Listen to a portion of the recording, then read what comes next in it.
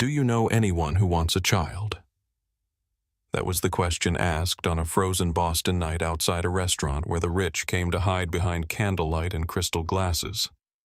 Not for money, not for food. Just a place where no one would hurt her. Some stories entertain you. This one gets under your skin.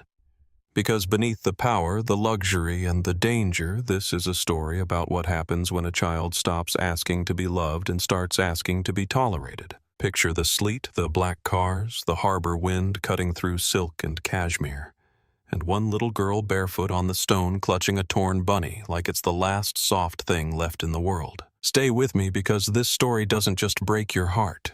It shows you what it takes to rebuild one. Like this video and tell me in the comments where you're watching from. That question stayed in the air even after Roman Holloway rose to his full height, as if the winter itself had gone still to hear what kind of man he would be next. Cal Brennan opened the glass door, and the warmth from Velvet House rushed out into the Boston sleet in a soft, golden wave. Lily did not move right away. She stood under Roman's coat as if she had been wrapped in something too expensive to touch her small fingers, clutching the torn rabbit against her chest, her bare feet already losing feeling on the wet stone. The doorman looked at Roman for direction. Roman did not raise his voice. He never had to. Inside, he said. Lily lifted her eyes to his face. They were blue, but not the bright, easy blue of childhood. These were winter eyes, careful eyes. Eyes that had learned to search a man's mouth before trusting his words. She took one hesitant step toward the entrance, then stopped again when she saw the polished marble floor. "I'll make it dirty," she whispered. The words landed harder than if she had screamed. Cal crouched a little enough to make himself smaller. It did not come naturally to him. He was a heavy-shouldered man in a black suit with a flattened nose and old scars in his knuckles, the kind of man strangers avoided on instinct.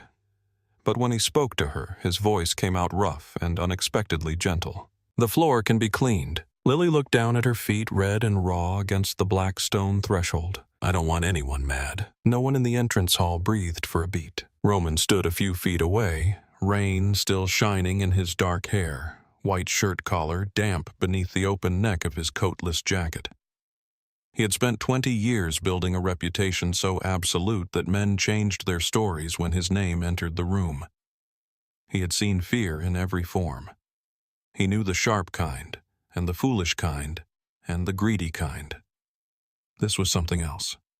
This was the fear of a child who believed mess had consequences she could not survive. Roman walked back to her, bent down again, and lowered himself until he was level with her face. "Lily," he said quietly, testing the name as if it mattered. "Look at me." She did. No one is going to be mad at you for walking. For a long second, she searched him. Rainwater slid from the edge of his hair down one temple. Beyond him, the lobby glowed all gold and honey and warmth, the sort of warmth Lily had probably learned not to trust. Then very carefully, she stepped over the threshold and onto the marble. She walked on the front edge of her feet, trying to leave as little of herself behind as possible. The dining room of Velvet House breathed around them in soft layers. Crystal chandeliers, white linen, low light skimming across polished glass, the muted silver of flatware, jazz moving like smoke through hidden speakers, the scent of garlic butter, cedar, red wine, truffle perfume, wool, and money. Wealth sat in every corner without ever needing to announce itself. Conversation faltered table by table as heads began to turn. The nearest waiter stopped mid-step with a bottle of Barolo in hand. A woman in emerald silk lowered her champagne flute. Two men in navy suits near the bar went silent at the sight of Cal guiding a shivering little girl wrapped in Roman Holloway's coat through the center of the room. Whispers lifted like ash. Roman ignored every one of them. So did Cal. Lily heard them anyway. Roman could tell by the way her shoulders drew in and her chin dipped lower. She kept moving one tiny step at a time, clutching the rabbit so tightly its torn ear bent backward. Halfway across the room, Elaine Porter intercepted them. Elaine was tall, exact, and composed in the way some women wore pearls. Her dark hair was wound into a sleek knot at the nape of her neck. Her suit was charcoal-fitted, clean-lined, and severe enough to function as armor. She had managed Velvet House for 8 years, and had developed the rare talent of making rich men lower their voices with one glance. "Roman," she said in the calm, clipped tone that meant she was 1 degree from outrage, "we are at capacity tonight." Roman did not slow. Elaine's eyes flicked to Lily. Whatever she had prepared to say next died there. The child was trembling so badly the oversized coat shook around her. One small foot left a faint gray print on the marble. Cal answered for Roman without looking at Elaine. "Call Dr. Whitman." Elaine's expression sharpened. "Now." Roman stopped and turned his head. "Just enough. Now." That was all. Elaine glanced at Lily again. The girl looked up at her with all the exhausted caution of a stray animal deciding whether the hand extended toward it would feed or strike. Something in Elaine's face shifted subtle as a curtain moving in a draft. She stepped aside. "I'll bring her upstairs." Roman's answer was immediate. "No, I will." And for those who knew him, that was the first true shock of the night. Roman never carried problems personally. Roman delegated. Roman directed. Roman moved pieces from a distance and let the city arrange itself around his will. That was how power stayed power. But he was already walking again, leading Lily past the edge of the dining room toward the service corridor with Cal behind them and the hush of 100 curious eyes pressing at their backs. The corridor beyond the dining room was narrower, quieter. Stainless steel doors, warm tile, the humid breath of the kitchen rolling outward in fragrant waves. Staff paused as Roman passed. A line cook nearly dropped a pan. A dishwasher stared openly. A prep chef went pale and snapped straight as if Roman had entered a church instead of a back hall. They climbed one private staircase and then another. Roman opened a door on the 3rd floor to a suite used only for protected guests and private meetings too delicate for the restaurant floor. The room beyond was simple by the standards of Velvet House, but luxurious by any sane measure. A sitting area with a cream couch. Walnut side tables. A bedroom beyond with fresh sheets turned down. A bathroom lined in pale stone. A small fire flickering behind glass in the wall. Lamps casting low amber light instead of anything harsh. Lily stopped in the doorway. The room stunned her in a way Roman recognized. Not greed. Not delight. Something much sadder. The look of someone standing before abundance and assuming it was meant for somebody else. On the coffee table sat a carafe of water and a plate of rolls that had been brought up by some quick-thinking member of staff. Lily's eyes went straight to the bread. She looked away from it just as fast. Roman noticed. Of course he noticed. "Stay here for a few minutes," he said. "You'll be warm." Lily turned toward him, her mouth parting as if she expected conditions to follow. When none came, she shifted her grip on the rabbit and whispered, "I'm sorry about the floor." Roman stood very still. From somewhere behind him, Cal exhaled softly through his nose. Roman's gaze lowered to Lily's face. Her bruise was worse under real light. There was a yellowing half-moon on her jaw, a faded mark at the base of her throat. Dirt traced the angle of her neck. Her hair had been cut badly, not by style, but by necessity or cruelty. One side was longer than the other. The ends looked hacked off. He had seen bodies in alleys. Men with split lips and broken fingers dragged in after deals went wrong. Women with panic in their eyes and blood on their dresses trying to disappear before dawn. But the thing that reached into his chest was not the bruise, not the hunger, not even the feet. It was the apology. A child apologizing for having existed in a place too expensive for her. His voice came out lower than usual, rough at the edges. "Don't apologize for that." Lily did not seem to know what to do with the sentence. It floated between them like a language she had never been taught. Cal stepped back toward the hall, already pulling out his phone. "I've got Nora on the way." Roman nodded. When the door closed behind them, Lily remained just inside the suite, with the coat hanging off her narrow shoulders, as if she expected the walls themselves to reject her. Roman and Cal stood in the hall for a moment in silence. Then Cal spoke without preamble. "You want me to run her?" Roman stared at the closed door. Everything he said. Name, missing persons, shelters, hospitals, juvenile services. "I want every camera within 5 blocks of this place pulled by midnight. I want to know where she came from, how long she's been outside, and who put hands on her." Cal's face hardened. "You think somebody's looking for her?" Roman's jaw flexed once. "Maybe. And if they are," Roman finally looked at him, "then I want to know what kind of men they are before they know where she is." Cal gave one short nod. He understood the tone. Cold, focused, dangerous. Roman had not raised his voice. He never did when he was closest to fury. At the far end of the corridor, Elaine appeared with a folded towel, a small basin of warm water, and a pair of thick socks that clearly belonged to no one on the third floor. She stopped when she saw the two men in silence outside the door. "I found these in staff lockers," she said. "They'll be too big, but better than nothing until someone gets shoes." Roman took the items from her hands. Elaine blinked. Cal nearly smiled. Roman opened the door and stepped back into the room. Lily had not moved far. She stood beside the couch as if she had not decided whether sitting on it might be a punishable offense. When she saw Roman return, her fingers tightened again around the rabbit. He set the basin towel and socks near the fireplace. Then he moved a little away from them so he would not seem to be advancing. "You can sit," he said. She looked at the couch. "It's clean. It will survive." A small crease formed between her brows, and for the first time there was something almost childlike in her face. Confusion. Not fear, exactly. Confusion at the idea that objects could matter less than she did. Slowly, she crossed to the very edge of the couch and perched there without leaning back. Roman stayed standing for another second, then chose the chair opposite her and sat down with deliberate ease, one forearm resting on his thigh. No sudden motion, no crowding. Lily's gaze kept sliding toward the rolls. "Are you hungry?" he asked. Her answer came too fast. "No." Roman glanced at the untouched water, the bread, the way the muscles in her throat moved when she swallowed. "Lily." A pause. She looked up. "You don't have to earn food here." The room went still. She stared at him as if the sentence itself hurt. Then very quietly she said, "I know how to be careful." Roman felt something cold settle behind his ribs. He had not asked what that meant. He did not need to. A child only said that if somebody had taught her that hunger was a behavior issue. "Take the bread," he said. Her eyes lowered.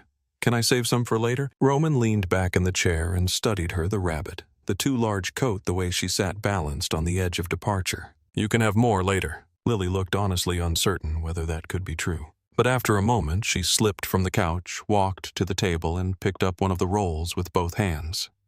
Not tearing into it, not even sniffing it first. Just holding it for a second, like a person checking whether a gift might be taken back. Then she bit into it, small bite, careful chew, eyes closing for half a second as though her own body had betrayed her by enjoying it. She took another bite faster, then another. Roman looked away to give her privacy, though privacy had likely been in short supply in her life. He watched the fire through the glass. Reflected in it, faint and shifting, he could see the shape of her hunched shoulders. His phone vibrated once in his pocket. He ignored it. Lily had finished half the roll and stopped. Not because she was satisfied. Roman knew the signs. She was rationing, saving the rest for uncertainty. The knock came 20 minutes later. Dr. Nora Whitman entered with a leather case, damp curls escaping the knot at the back of her neck. Wire frame glasses flecked with rain. She took in Roman in the chair, Lily on the edge of the couch. The half-eaten bread, the socks untouched, and understood immediately that this was not going to be a standard call. "Roman," she said. "Nora." Her eyes moved to Lily and softened. She crouched down without hesitation, setting the bag beside her. "Hi there, my name is Nora. I'm a doctor." Lily shrank a little into Roman's coat. Nora kept her tone even and light. "You don't have to talk to me if you don't want to yet. I just want to make sure you're all right." Lily's mouth twitched. The word "all right" clearly belonged to other children. Nora did not reach for her, not immediately. She noticed the bruising, the trembling, the half-hidden feet, the way Lily tracked every shift in adult posture like a prisoner reading the room before a beating. Roman rose from the chair and moved to the wall, close enough to remain visible but far enough not to trap the child between adults. Nora spoke about harmless things first. The weather, her drive over, the rabbit in Lily's lap. "What's your bunny's name?" Lily hesitated. Then, almost embarrassed by her own answer, she said, "Mopsy. That's a very serious bunny name." A tiny movement at one corner of Lily's mouth. Not quite a smile. The shadow of one. Nora held out her hand, palm up. "Can I look at your feet first? They must hurt." Lily's body went rigid. Nora stopped at once. "No rush," she said quietly. Roman recognized the change in Lily before Nora did. Her breathing had gone shallow. Her shoulders had inched high under the coat. Every muscle had begun to brace. He pushed off the wall and came halfway across the room, then lowered himself to one knee at a careful distance from the couch. "Lily." She looked at him immediately. That alone told him something. "She needs to help you," he said. "Nothing happens unless you say yes." Her voice was almost soundless. Will you stay? Roman held her gaze. Yes. Till she's done. Yes. Something in her loosened, only a fraction, but enough. Nora looked at Roman once over Lily's head. A message passed there. Stay exactly where you are. The exam took time. More time than Roman expected and far more than he liked. First, Nora managed to warm Lily's feet in the basin with the towel around them. Lily winced at the contact, then jerked back at the pain of returning sensation. Roman stayed kneeling where she could see him, one hand resting against his own thigh, visible and still. No reaching. No comforting by force. Nora asked permission before every motion. Can I move the coat? Can I look at your arm? Can I listen to your breathing? Can I see your back? Every yes came after a pause, as if Lily were translating trust into a language her body could understand. As the layers came back, the room changed. The bruise beneath her eye was only the beginning. Purple shadows along her ribs. Yellowing marks on her upper arms that looked too much like fingerprints. A healed burn on the inside of one forearm. Another on her thigh. One fingernail growing in jagged where the old one had been torn away. Faint rope-like lines across the small of her back that made Nora go very quiet. When Nora pressed lightly along Lily's side to assess an old injury, Lily flinched hard and bit down so fiercely on a cry that Roman's hands closed into fists at once. Nora did not look at him. How long has this spot hurt? Lily shrugged. Nora tried a different question. A little while or a long while, Lily's eyes stayed on the floor. I don't know. Roman knew then that pain had been the weather of her life long enough to lose shape. Nora listened to her lungs, checked her pulse, peered into one pupil and then the other, felt the sharpness of her wrists, the ridge of bones too close beneath skin. The belly of a child underfed so long her body had forgotten there could be enough. Halfway through, Lily began to sway with exhaustion. Roman stood and crossed to the side table, poured water into a glass, and brought it back. He did not hand it directly to her. He set it where she could take it herself. She noticed that. She noticed everything. By the end of the exam, Nora was pale beneath her composure. She helped Lily into the thick socks and adjusted Roman's coat back around her shoulders. Not as a symbol now, but because the girl was still cold all the way through. I'm going to get some cream for your feet and something easy on your stomach, Nora said. Very small portions at first. All right. Lily nodded because it seemed expected, though clearly she understood almost none of the implications. Roman walked Nora into the corridor and closed the suite door behind them. For a moment neither spoke. The hum of the building moved around them. Distant clatter from the kitchen below, footsteps somewhere on the stairs.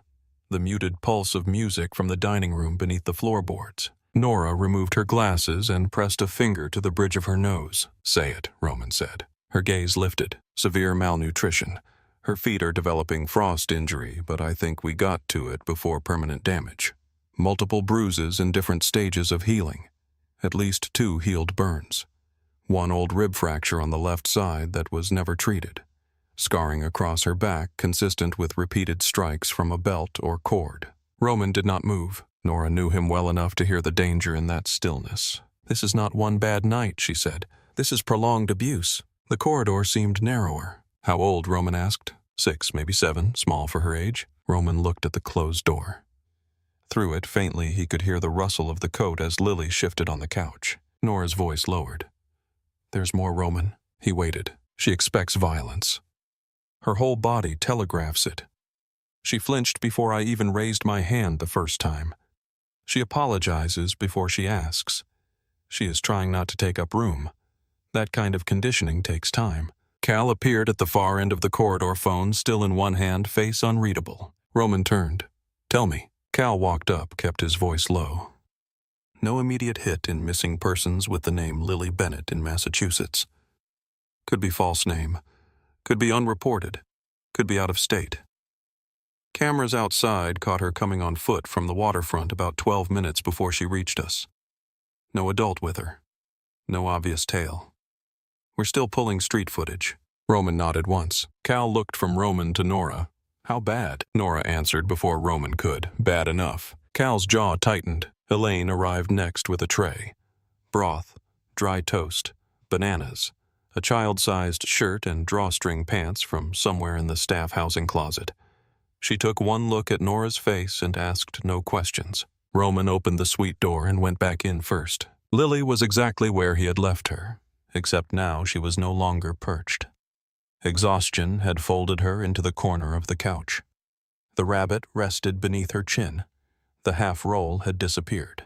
He noticed the crumbs tucked into the pocket of his coat. Of course she had hidden some. He set the new tray down and, without drawing attention to the pocket, took the chair opposite her again.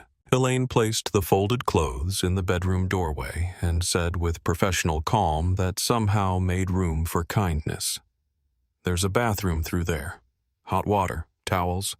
I can help if you want." Lily looked at the floor. Elaine added, "Or I can wait outside the door and you can do it yourself." A beat. Then Lily whispered outside the door. Elaine nodded as if this were the most natural arrangement in the world. Roman stayed seated while Lily went into the bathroom clutching the rabbit and the fresh clothes. The door clicked but did not latch. Warm water ran. Stopped. Ran again. Stopped. Roman imagined her staring at clean towels, clean soap, a real mirror. The simple violence of kindness when a child has gone too long without it. After several minutes, Nora came back to leave ointment and children's pain medicine. Elaine remained in the hall. Cal disappeared downstairs to keep pulling threads. Roman waited. He was not a patient man by nature. Patience in his world often got men buried. But this felt different. This was not patience for leverage. This was patience because one wrong movement could send a child running straight back into the night. When Lily came out, her wet hair hung in uneven strands around her face. The borrowed shirt swallowed her shoulders.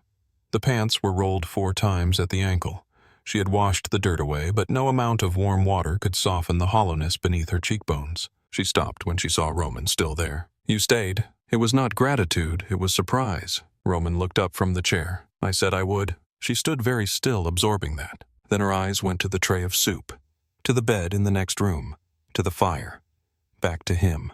"Can I sit on the floor?" she asked. Roman glanced at the rug, thick cream wool spread before the fireplace. "If that's where you're comfortable." She crossed to the corner nearest the couch and lowered herself there with practiced efficiency. Knees up, rabbit tucked under her chin coat around her shoulders again. A corner. A wall at her back. A view of the door. Roman understood more from that choice than he would have from an hour of testimony. He stood, took the tray from the table and set it not too close, not too far within reach of the corner she had chosen. "There." Lily looked at the soup. "For me?" "Yes." "Do I have to finish it?" "Number." That question hit him almost as hard as the first one outside. She nodded slowly and took the spoon. Each bite was tiny, disciplined. Roman knew the body of a starving person could reject too much too fast, but he also knew this was habit. Control, survival shaped into etiquette. He should have left then. He had calls to return. Men waiting downstairs. A city that never stopped asking him to decide things. Instead, he stayed in the chair by the fire while Lily ate enough to satisfy Nora's instructions, and then wrapped the rest for later without asking permission. He pretended not to see where she tucked the napkin bundle. At some point, her eyes began to lower with sleep. The soup cooled. The rabbit slipped a little against her chest. Roman rose and crossed only halfway. "There's a bed." She looked at the bedroom opening as if it led to a trap. "I'm okay here." Roman did not insist. "All right." He dimmed one lamp and left the others burning warm. When he turned toward the door, Lily's voice stopped him. "Mr. Holloway." No one called him that unless they wanted something from him. He looked back. Her eyes were already half closed, the blue gone softer in the firelight. "Why did you stop?" Roman said nothing at first. The truth came to him not in words, but in an image. A black van. A hand slipping from his sister's screaming voice swallowed by a city that never gave her back. He could not tell that to a child half asleep on his floor. So he answered with the only thing simple enough to be true. "Because I heard you." Lily seemed to think about that. Then she curled more tightly into the corner, one hand fisted in the coat, and sleep took her in ragged pieces. Roman left the room without a sound and pulled the door almost shut. Cal was waiting at the end of the hall. "No hit yet," Cal said. "But I've got a partial trail from the waterfront cameras. Looks like she came off the bus terminal side." "Alone the whole way?" Roman looked through the thin slice of light at the floor inside the room where Lily slept in the corner instead of the bed. "Set 2 men on this floor," he said. "No one comes up without my say." Cal nodded. Roman should have gone to his office. Instead, an hour later, when the dining room had emptied and the last black car had pulled away from Velvet House, he found himself walking back to the third floor in stocking feet with a glass of bourbon he never drank. Light still glowed beneath the suite door. He stood there for a moment, then eased it open a fraction. Lily was not in the bed. She was exactly where he had known she would be. Curled in the far corner of the sitting room, wrapped in his coat, the rabbit clutched beneath her chin, one sock half slipped down her heel. The untouched bed gleamed in the next room like a place arranged for another life. Roman watched her from the doorway, all that velvet warmth below, all the power in his name, all the men who would kill at a nod from him. None of it could teach a child to believe a room was safe in one night. He closed the door almost entirely, then dragged a chair from the hall and set it outside. The chair legs made a soft scrape over the carpet. He sat down facing the door. The building settled around him. Pipes shifting, heat moving through old walls, a distant laugh from the staff staircase. Somewhere down below, Frankie cursing in Italian at a pan left soaking too long. The city beyond the windows breathing in sirens and harbor wind. Roman leaned back in the chair, forearms on his knees, and looked at the thin line of light under the door. He had once been 16 and powerless. He had once held on as hard as he could and still lost the small person who trusted him most. 22 years had taught him how to become a man no one stole from again. And yet here he was, sitting outside a locked door in the middle of the night because a little girl had asked if anyone wanted a child. Sometime near dawn, Elaine came up the stairs with her heels in one hand and froze when she saw him in the hallway. She looked from Roman to the door and understood without asking. "You're still here," she said quietly. Roman's eyes stayed on the strip of light. "Yes." Elaine studied him for a long second, then set her shoes down on the floor and lowered herself into the chair across from him. For a while they sat in silence like two sentries posted outside something fragile. At sunrise, the light beneath the door softened. Inside, Lily still slept in the corner, and outside, without anyone saying it aloud, Velvet House had already begun to rearrange itself around the smallest guest it had ever taken in. By the time the harbor light turned from black to pewter, Lily had become the quiet center of a building that had spent years revolving around power, money, and discretion. The first person to find her after sunrise was Frankie Russo. He came into the kitchen at 5:15 with a paper cup of espresso in one hand and his reading glasses sliding down his nose, muttering to himself about produce deliveries and the criminal laziness of men who sliced fennel too thick. He was broad through the chest, thick in the waist silver at the temples, and loud in every room he entered except one. The moment he saw Lily sitting on a low stool near the pantry wall, his voice dropped. She had somehow made her way downstairs before most of the staff arrived. Roman's coat still swallowed her whole. Her damp hair from the night before had dried into uneven waves around her face. The stuffed rabbit was tucked beneath one arm. Frankie noticed two things at once. The first was that she was watching the room the way people watched exits in dangerous neighborhoods. The second was that she had positioned herself close enough to the trash bins to reach them. He set the espresso down on the prep counter and said nothing about either. Instead, he crossed to the walk-in cooler, took out eggs, butter, and a small ball of dough he had wrapped the night before, then moved through his kitchen with the unhurried certainty of a man entering church. A pan went on the flame. Butter melted. Bread hit the griddle. The smell rose warm and rich into the half-lit room. Lily watched every motion. Frankie cracked eggs with one hand and glanced at her over his shoulder. "You hungry, kiddo?" Lily looked at the floor. He understood right away that a direct question was the wrong tool. So he plated scrambled eggs, toast, brushed with butter, and a few slices of banana. Then he set the plate on the stainless steel work table nearest her and sat on an overturned crate a few feet away as if he had all morning. "In this kitchen," he said, "we do not start the day with bad decisions." Lily looked from him to the food. Frankie picked up a second fork, stole a bite from the edge of the eggs, chewed, nodded once. "Not poisoned?" I checked. For the first time, a flicker touched her face. Not a smile. Just the shadow of one trying to remember how. She slid from the stool and came closer, each step quiet and careful. When she reached the table, she did not sit. She remained standing, one hand on the rabbit, and ate in tiny, measured bites. Frankie pretended not to notice when she wrapped half the toast in a napkin and slipped it into the pocket of Roman's coat. Some things you let a child keep until she can let them go on her own. By 7, the kitchen had filled with the usual rattle of pans and clipped voices. A line cook chopping herbs paused when he saw Lily. A dishwasher slowed his rack just enough to stare. Frankie snapped his fingers once and everyone went back to work. "She's with us," he said. That was all the explanation anyone got. A little later, Elaine Porter appeared in the kitchen doorway with a flat white in one hand and a small paper bag in the other. Her suit this morning was navy. Her hair was as severe as ever, but she was carrying a bag from the drugstore across the street. She held it out to Lily, for later, she said. Lily looked at the bag but did not reach for it. Elaine set it on the counter and opened it herself. Inside were a toothbrush, a child's hairbrush shampoo socks that actually looked her size, and a coloring book with a box of crayons pressed flat at the bottom. "I wasn't sure which colors you liked," Elaine said, "so I bought too many." Lily stared at the crayons as if Elaine had poured jewels onto the counter. Frankie looked away and began slicing tomatoes with unnecessary force. Roman came in a few minutes later. The kitchen did what every room in Boston seemed to do when Roman Holloway entered. It recalibrated. Backs straightened. Voices dropped. Attention sharpened. He had changed clothes since the night before. Dark slacks, crisp charcoal sweater, no tie, no coat. He looked more dangerous without formality softening the edges. His gaze found Lily at once. She froze for half a second at the sight of him, then lowered her eyes. Not with the blind terror from the night before. Something less absolute now, more like uncertainty. Roman noticed the plate, the crayons, the napkin bulging in his coat pocket. Frankie leaned one hip against the prep counter and folded his arms. "She's eaten some." Roman gave a short nod. "Good." Lily glanced up at him. Roman kept his distance. He always did. He stood 3 feet away and put a small paper pharmacy bag on the counter beside Elaine's. "Dr. Whitman sent ointment for your feet." Lily looked from the bag to him, then back down.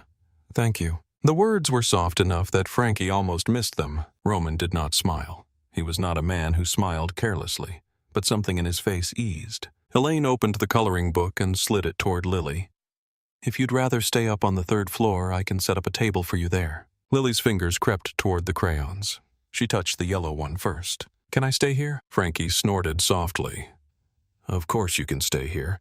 Somebody needs to make sure these people don't ruin breakfast." A few of the cooks laughed under their breath. Lily looked up at him with surprise so clear it was almost painful. Frankie turned away before she could see the change in his eyes. That morning set the rhythm for the days that followed. Lily became a dawn presence in Velvet House. She appeared in the kitchen before the city was fully awake, usually wrapped in one of the soft cardigans Elaine had brought from home, or one of Frankie's spare aprons folded over itself twice to fit.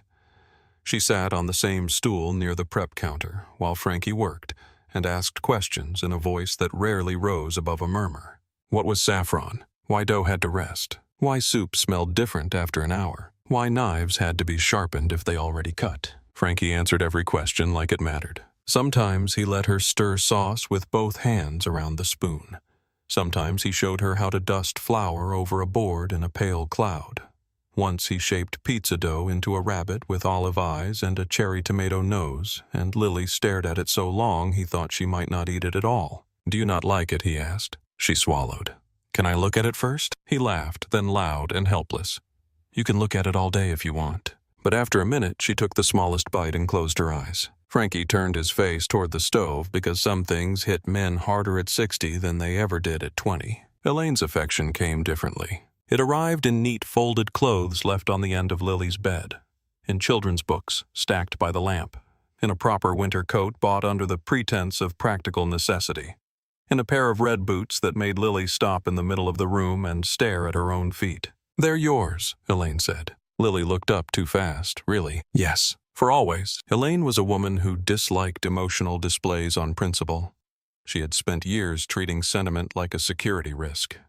But at that question, she had to turn away and adjust a curtain that did not need adjusting. "Yes," she said, "for always." She also taught Lily things no one else would have thought to. How to hold a pencil without pressing hard enough to tear paper. How to sound out simple words from the children's books. How to brush her hair in sections instead of attacking knots all at once. How to ask for what she needed without apologizing before and after. That last one was the hardest. Lily apologized for everything. For water dripping on the bathroom tile. For coughing in the hallway. for standing in the wrong place, for not finishing milk, for breathing too loudly during one of Nora's checkups. The first time Elaine corrected her, Lily flinched. "Do not apologize for existing in a room," Elaine said. Lily went still. Elaine realized a second too late how sharp her tone had come out and softened it. "I mean it," she said quietly. "You don't have to do that here." Lily nodded, though the habit remained. Cal Brennan won Lily over by accident. He had been the hardest for her after Roman.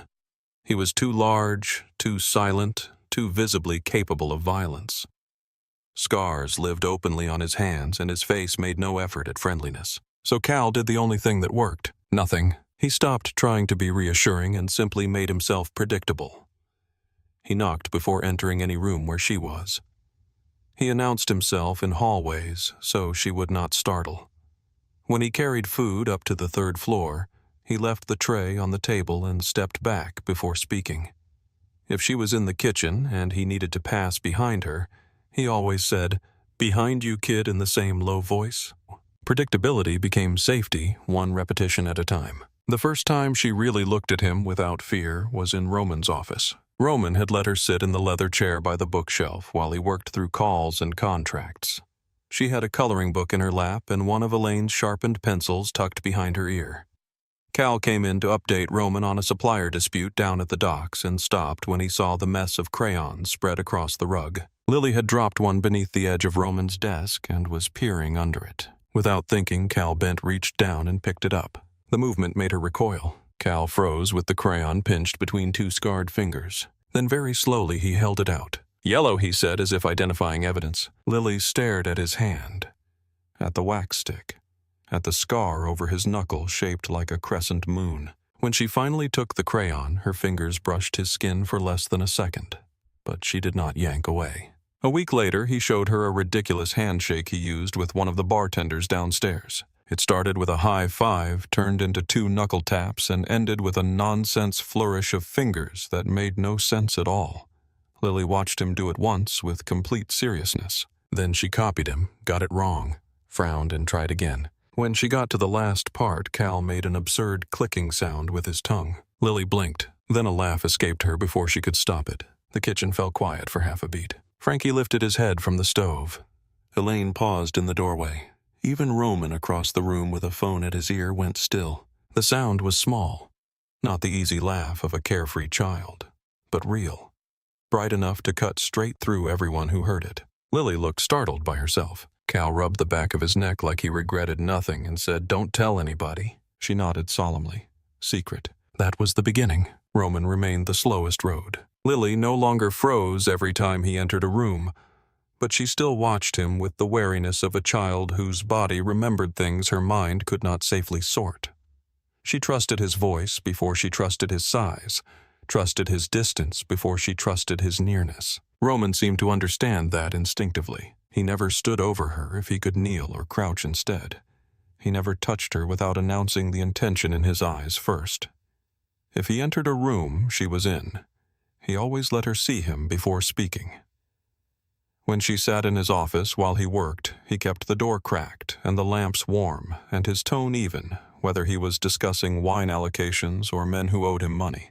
At night, however, the damage rose. The first nightmare came 4 days after Lily arrived. Roman was in bed but not asleep. He had not slept properly since the night in the snow. The city spread beyond his windows in silver and black. His phone lay face down on the bedside table, ignored. When the scream hit the third floor, he was out the door before the second one tore through the hall. He reached Lily's room first. The lamp had fallen sideways. The room was lit only by the bathroom light and the pale wash of the hall behind him. Lily was in the far corner, curled so tightly around herself she looked breakable, the rabbit crushed to her chest. "No," she sobbed. "No, please, I'll be quiet, I'll be good, please don't put me down there." Roman stopped 3 feet away. He did not rush. Lily. She was somewhere else. He crouched. "Lily, listen to me." The screaming cracked into gasping breaths. Roman kept his voice low and steady, not soothing exactly, but anchored. "You're at Velvet House, 3rd floor. Your room. There's a blue lamp by the bed. Elaine left your books on the table. Frankie burned the toast this morning because he was talking too much." Her rocking slowed. "The bathroom light is on. Your red boots are by the chair. You are not in a basement." Lily's breathing hitched. Her eyes flickered wild and unfocused, then began to find the room around her. Roman stayed where he was. No one locked the door. At that, she looked at him. Actually looked. Her face crumpled with the shame of being seen in terror. "I'm sorry." Roman's jaw tightened. No. Tears slipped down her cheeks. I tried not to scream. He stood crossed on the wall and turned on every light in the room. The lamps, the overhead, the bathroom. Warm gold poured into every corner until there was nowhere left for darkness to gather. When he came back, he sat on the floor with his back against the wall a few feet from her. Lily stared. "What are you doing?" "Staying here." She tightened her grip on the rabbit. "Why?" Roman looked ahead instead of at her, giving her the mercy of side-by-side space instead of direct concern. "Because nobody should be scared alone." She said nothing after that. Little by little, her shaking eased. Her breathing fell into a ragged rhythm. At some point, still curled in the corner, she drifted asleep again with one hand wrapped in the edge of his sleeve. Roman did not move. When dawn slid pale across the curtains, he was exactly where she had left him. Lily woke and blinked up at him. Her voice was thick with sleep. "You didn't go." Roman looked down. "I said I wouldn't." The crack that opened in her then was nearly invisible. But it was there. 2 days later, Lily came to his office on her own. Roman was at his desk, reviewing invoices he had already read twice without absorbing. The door opened a fraction, and her face appeared in the gap half hidden by the wood. "Can I come in?" He set the pen down. "Yes." She entered slowly, clutching the rabbit. The office was large, lined in dark wood and bookshelves, the windows opening toward the harbor. In another life, it might have intimidated adults. Lily crossed the room and climbed into the chair opposite his desk without being asked. Roman waited. She twisted the rabbit's torn ear around her finger. "I want to tell you something." His voice stayed gentle. "You don't have to tell me anything before you're ready." Lily shook her head. "I want to." He let the silence open wide enough for her to choose. When she finally spoke, the words came carefully, as if each one had splinters. "My mom's name was Claire." Roman said nothing. "She died when I was born." Lily's eyes remained fixed on the rabbit. "People said it wasn't my fault. But if I wasn't born, she would still be here." Roman felt something cold move through him. "My dad said she loved me anyway. He said she picked Mopsy before I was born." Her thumb brushed the rabbit's frayed ear. "He used to tell me that every time I asked." She swallowed. "Then he died too." Roman's hand stilled on the desk. "He worked with cranes at the shipyard in Fall River. A lady came to the house and told me there was an accident. After that, I went to live with my Aunt Tessa." She paused and for the first time looked up at him. Her blue eyes were enormous in her thin face. At first she was nice. Roman already knew from the tone that kindness in this story had a short life. "She let me sleep in a real bed. She made pancakes on Saturdays. She said I could call her Aunt Tess." Lily's voice began to flatten, not from calm but from distance. Roman had heard that tone in witnesses and survivors, in men describing things too ugly to revisit all the way. "Then she married someone." Roman's jaw tightened before the name came. "He was nice at first, too. He brought flowers and smiled a lot and told Aunt Tess I was sweet." She lowered her gaze again. "Then he moved in." The room stayed silent except for the muted hum of traffic far below and the quiet turning of heat through the vents. Lily's fingers twisted harder in the rabbit's ear. "His name was Daryl Kane," she said. Roman did not interrupt her. He had learned that with people carrying this kind of pain, silence was often the only merciful thing in the room. Lily sat very still in the leather chair. Her knees drawn close, the stuffed rabbit crushed against her ribs, as if the worn fabric could brace her for the shape of memory. "At first he only yelled," she said. "At the TV, at the sink, at the mail, at Aunt Tess. At me if I dropped something or asked the wrong question." Roman kept his hands flat on the desk. He drank from brown bottles. A lot. Sometimes he would smile before he got mean. That was the worst part. When he smiled, it meant he was about to have fun. Her voice was not dramatic. That made it worse. She said it the way children described weather. Matter of fact, inevitable. "The first time he hit me, I spilled juice on the carpet." Roman stared at her. "I tried to clean it before he saw. I used my sleeve because towels were too far." She swallowed. "He said I was stupid. He hit me in the face. Then he made me stand in the corner for a long time and told me not to cry because crying made me ugly."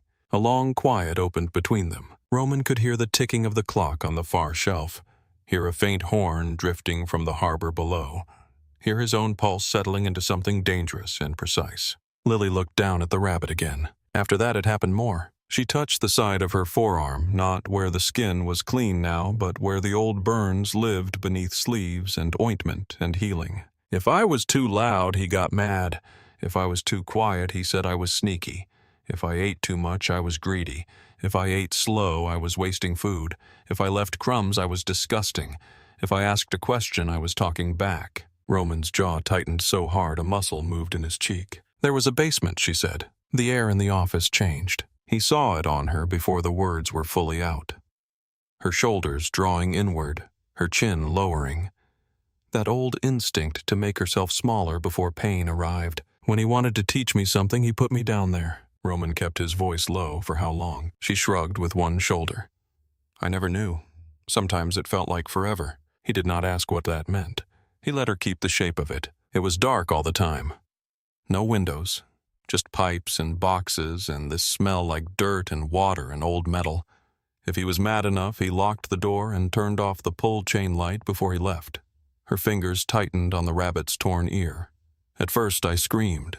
Then he said if I screamed again, I would stay longer. Her lips trembled once and then steadied, so I learned to be quiet. Roman looked at the view behind her without seeing any of it. Boston Harbor spread gray beyond the glass. Ferries cut white trails through dirty winter water.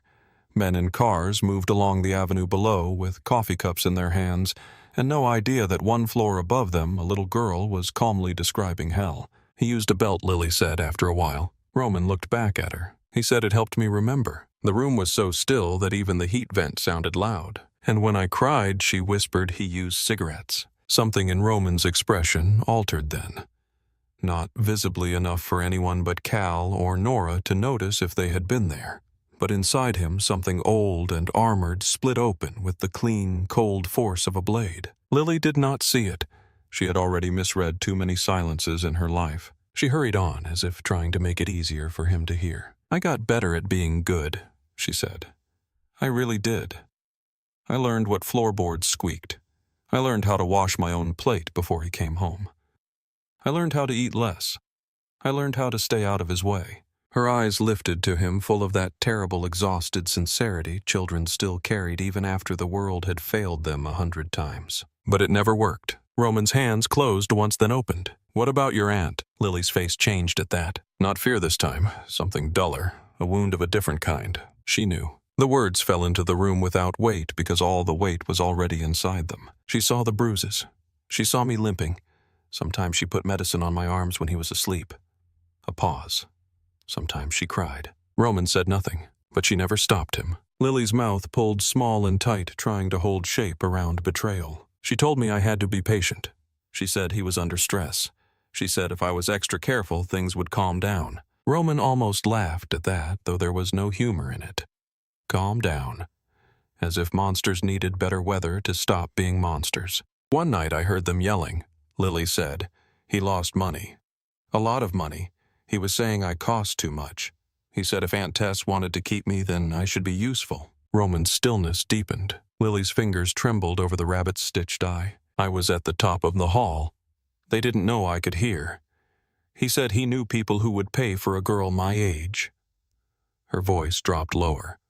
He said I was young enough to be worth something. Roman lowered his eyes to the wood grain of his desk because for one brief moment he could not trust what was in his face. Lily went on in the soft, flat tone of a child reading her own obituary. I didn't understand all of it, but I understood enough. The harbor beyond the windows blurred. That night he fell asleep on the couch.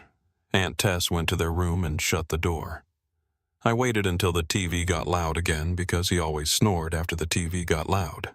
She swallowed. Then I climbed out of the basement window. Roman looked up. I didn't have shoes. He took them away because he said I hadn't earned new ones. I only had Mopsy because I kept her hidden behind the furnace pipe. Her eyes dropped to the rabbit. I walked until it got light. Then I kept walking. I slept behind a grocery store one night and under a loading dock the next one. I took food from trash cans when no one was looking. Some people stared at me. Some people told me to move.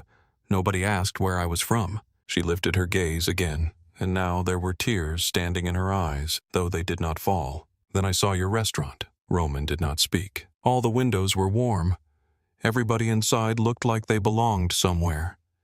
her voice fractured. "And I thought maybe if I asked the right way, somebody would want me enough not to send me back." The silence that followed was absolute. Lily misread it at once. Her shoulders folded in, her chin dropped. Every line of her body went apologetic. "I'm sorry," she whispered. "I know that's a lot. I just wanted you to know."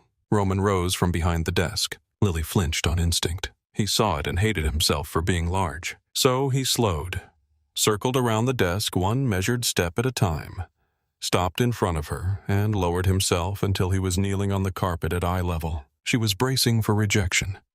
He could see it in the way she held her breath. Instead, he opened his arms. He did not crowd her, did not pull, just offered. Lily stared at him as if the gesture itself was impossible. Then, with all the careful uncertainty of a child crossing thin ice, she leaned forward. The moment her small body touched his, every restraint Roman had spent 20 years perfecting had to lock down all at once. She weighed almost nothing. She fit against him like something meant to be protected, and never was. Her hands fisted weakly in the back of his sweater. Roman put one hand between her shoulder blades and the other behind her head, and held her with a gentleness that would have shocked every enemy he had ever made. "He will never touch you again," he said quietly. Lily's breath shuddered in his shoulder. "You are not going back." A tiny sound escaped her, more felt than heard. "Do you understand me?" She nodded once against him. Roman eased back just enough to look at her face. "I mean it." Lily's eyes searched his with all the desperate caution of someone who had been promised things before. She found something there she did not know how to argue with. "Can I stay here?" she whispered. Roman did not hesitate. "Yes." "For how long?" "As long as you need." Her lower lip trembled. Then she nodded and pressed her face into his shoulder again, and for a few seconds the office held nothing but the sound of her trying not to cry. After that, the days found a shape. Lily stayed close to Frankie in the mornings, and closer to Elaine in the afternoons. She sat in Roman's office with her books and crayons when she did not want to be alone, which was often. She began sleeping on the bed some nights, though she still retreated to the corner whenever fear rose too high. Nora came every other day to check her ribs, her feet, her appetite, and the slow, shy return of color into her face. Cal moved around all of it like a silent wall, tightening security without making Lily feel watched. Roman let the building adjust around her. He had never noticed before how much noise a place like Velvet House made. Ice dropped into glasses. Doors sighed open and shut. Plates touched linen. Men laughed too loudly after a third drink. Women in expensive coats floated in on perfume and gossip and old money. Normally, none of it mattered. Now he found himself tracking every sound against the possibility of it reaching the third floor and pulling Lily back into fear. That was how the next fracture came. It was a Friday night, 3 weeks after the snowstorm. The dining room was full. The harbor beyond the windows glowed black and silver under a low sky threatening more weather. In the kitchen, Frankie was rolling fresh dough while Lily stood on her stool in a blue apron folded up at the waist, dusted with flour from chin to sleeves. She was asking serious questions about cheese. "So why is this one softer?" Frankie grated Parmesan with great disdain.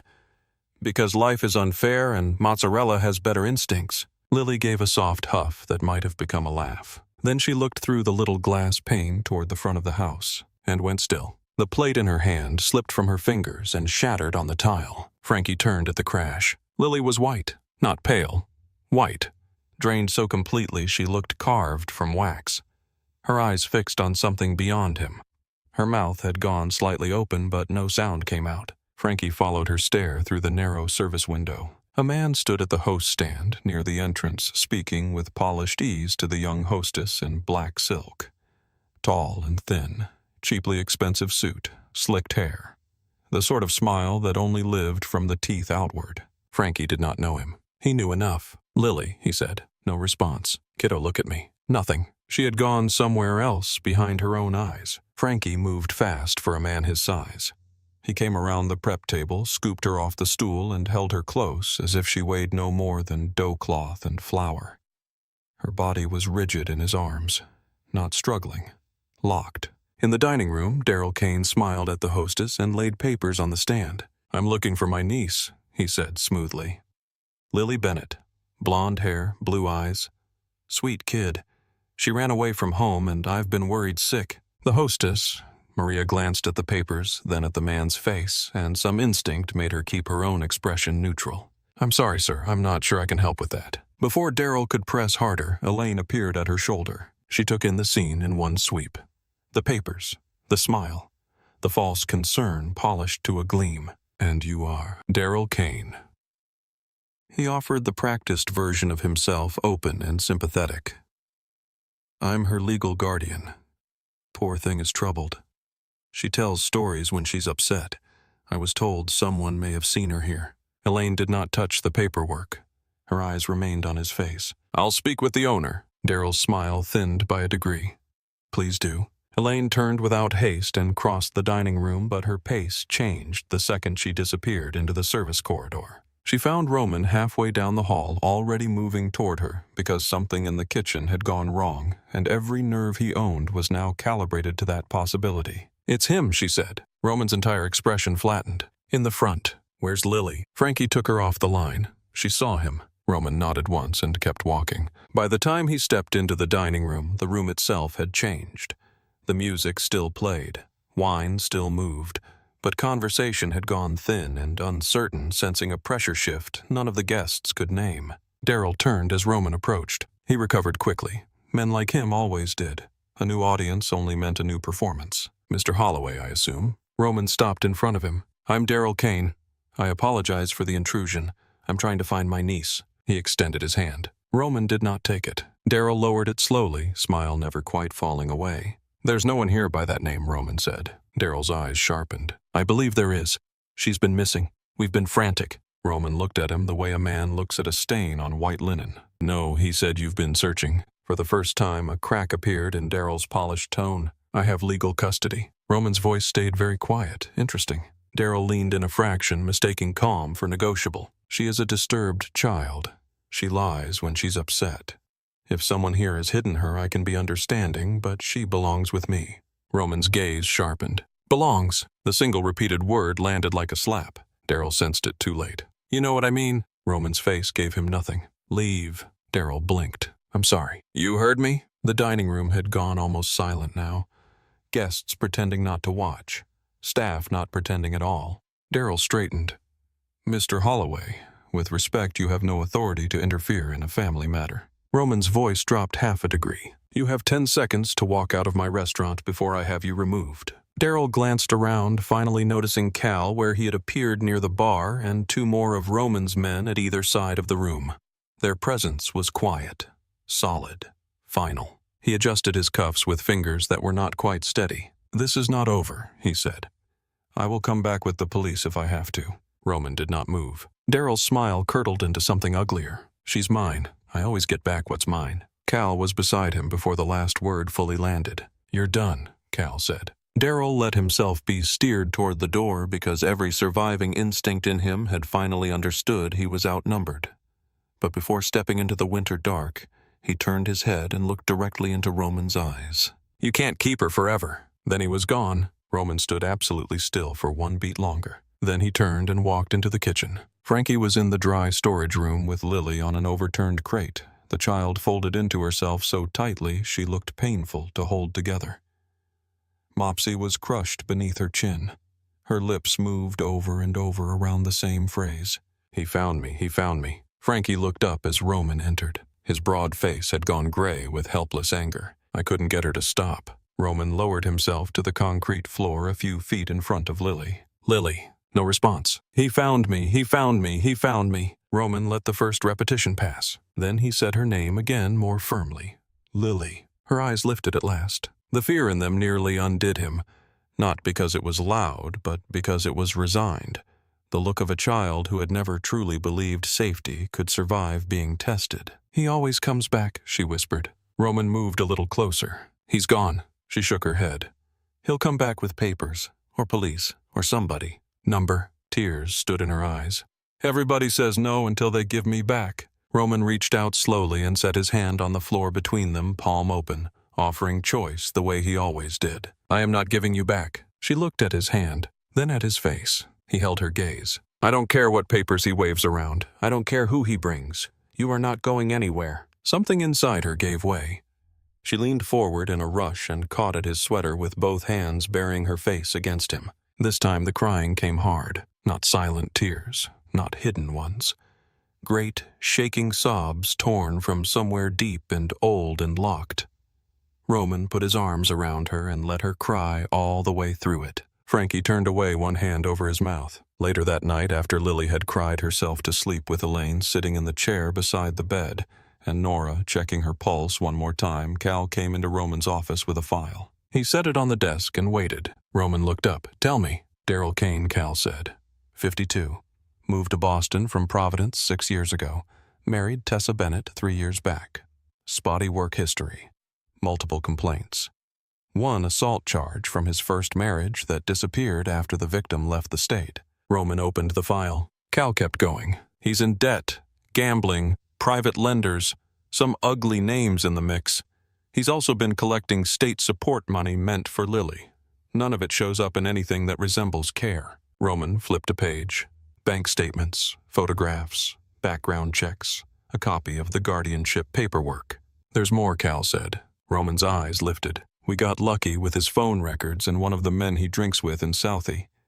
Kane has been asking around. Not about schools or social workers." Cal's mouth hardened. "About buyers." Roman closed the file slowly. Cal watched him measuring the silence. "You want him gone?" Roman stood and crossed to the window. The harbor below lay black under the city lights. Ferries moved like ghosts in the distance. "No," he said. Cal understood at once. "You want him to move first." Roman's reflection in the glass looked colder than the water. "I want proof he can't crawl away from." Cal nodded. By morning, there were 2 men on every exit that mattered, and another pair shadowing the block outside Velvet House. Lily did not know. Roman would not let fear become the architecture of her days if he could help it. For 4 days, nothing happened. Lily stayed close to Frankie, closer to Roman. She no longer sat with her back to open doors if she could avoid it. She slept in the corner again, wrapped in the red coat Elaine had bought her and Roman's old one folded nearby like a second wall. Then on the 5th afternoon, Frankie took her to the small waterfront park, 2 blocks from Velvet House. The snow had softened to a fine powder over the grass. Lily wore her red coat, her new boots, knit gloves, and a cream hat Elaine had chosen because it made her look like she belonged to somebody. Frankie walked beside her with a take-out coffee and a paper bag of chestnuts tucked under his arm. Lily had been pointing out birds. A gull on the railing, a pigeon trying to bully it off, the tiny stitched squeak of a squirrel darting along an iron fence. Then the black van came off the street too fast. It jumped the curb in a spray of slush and skidded toward the path. Frankie did not pause to think. He shoved Lily behind him so hard she stumbled back onto the snow and turned toward the van, with every old instinct he had left from a life before kitchens and saucepans. The side door flew open. 2 men jumped out. One came straight for Lily. Frankie swung first. His fist cracked against the man's jaw with enough force to send him sideways. The second man hit Frankie in the gut before he could recover. Air left him. A knee followed. He went down hard on one shoulder, coffee exploding across the snow. Lily screamed. The first man lunged for her. He got 2 steps. Then Cal's men came out of nowhere, from behind the park fence, from an idling sedan at the corner, from the path beyond the frozen fountain. They moved fast and clean and without wasted motion. One of them caught the kidnapper across the throat from behind and dragged him backward off his feet. Another slammed the second man into the side of the van hard enough to dent metal. Cal reached Lily last. He crouched in front of her but did not touch her. "Lily, it's me." She was shaking so violently her teeth knocked together. Mopsy was trapped under one arm. Her eyes were fixed on the van as if it had opened directly into every nightmare she had ever had. "They tried to take me," she whispered. Cal kept his voice level. They didn't. Frankie staggered upright with blood on his lip and murder in his face. "I'm all right," he snapped before anyone asked. "Check the kid." One of Cal's men held up a phone he had pulled from the first attacker's pocket. Message just came in. Cal took it, looked once, and his expression changed. He dialed Roman immediately. Roman answered on the first ring. "Report." Cal watched Lily clutching the rabbit in both hands, her red coat bright against the snow. "They made their move," he said. 2 men in a van at Harbor Park. Lily is safe. Frankie took a hit, but he's standing. Roman said nothing. Cal looked down at the phone screen again. "And we have a text from Kane." The cold seemed to sharpen around him. "Read it." Cal did. "Take the girl. Don't bruise her face. She is worth more clean." Silence. Then Roman's voice came back quiet enough to be deadly. "Bring them in." Cal ended the call and slid the phone back into his coat. Snow still drifted through the park in thin white ribbons. One of the men from the van was on his knees with his hands zip-tied behind his back, blood running from a split lip onto the collar of his jacket. The other was face down in the slush, groaning every time he tried to breathe too deeply. Frankie wiped his mouth with the back of his hand and came toward Lily with one shoulder pulled a little higher than the other. "Look at me, kiddo." She did barely. "You're safe," he said. Her lips shook. "They were going to put me in there." Frankie crouched down with a wince and held out both hands, palms up, the way Roman did. But they didn't. Lily stared at his face, at the blood, at the bruising already swelling near one eye. "I'm sorry." Frankie made a sound deep in his chest that was almost anger and almost heartbreak. "No," he said, "not one more sorry from you tonight." He opened his arms. She went to him all at once. Frankie held her tight, one broad hand over the back of her red coat, his eyes lifting over her shoulder to Cal. Cal had already turned away, giving orders in the clipped, quiet voice that made men move faster. One vehicle for the kidnappers, one vehicle for Frankie and Lily, one clean route back to Velvet House. No lights, no noise, no mistakes. When Lily arrived, Roman was waiting in the private third-floor corridor. He had not put on a coat, had not bothered with gloves. He stood in shirt sleeves with the dark city at his back through the stairwell window, hands at his sides, face unreadable to anyone who did not know him. Lily saw him and broke from Frankie before anyone could stop her. She hit Roman in the middle like a wave and clung to him with both arms around his waist. He bent at once, gathered her up, and held her against his chest as if she had every right in the world to be there. Her body was still shaking. "They came back," she whispered. Roman's mouth touched the top of her hat for one brief second. "I know. They were going to take me. They didn't." Her face pressed harder into him. Roman looked over her head at Cal. Cal gave a single nod. The message passed cleanly between them. The men had spoken. There was proof. Roman turned his head toward Nora, who had already come up from the first floor with her medical bag. "Check Frankie," he said. Frankie snorted blood from one nostril into a handkerchief. "I'm fine." Nora gave him a look that could strip paint. "No one asked you." Elaine stepped out from Lily's room with a blanket in her hands. Her face changed when she saw Lily clinging to Roman. No one commented on it. Elaine only came closer and said softly, "I warmed your room. The lights are on." Lily lifted her head just enough to look at Roman. "Don't go." Roman's hand moved once over the back of her coat, slow and steady. "I'll put you to bed first." She studied his face with the urgency of someone checking whether a promise had changed while she was looking away. Then she nodded. He carried her inside. Elaine pulled back the blankets. Nora took one look at Lily's pupils, her breathing the rigid set of her shoulders, and decided against questions for now. The child was not physically injured. What had been hurt tonight was older and harder to bandage. Roman sat on the side of the bed while Lily climbed under the blanket with Mopsy tucked beneath her chin. When he made a small motion to stand, her fingers closed around his wrist. He stopped. "Please." Roman looked down at her hand, small, cold, trembling. He sat back again. Elaine dimmed the lamps and left without a word. Nora went to tend Frankie.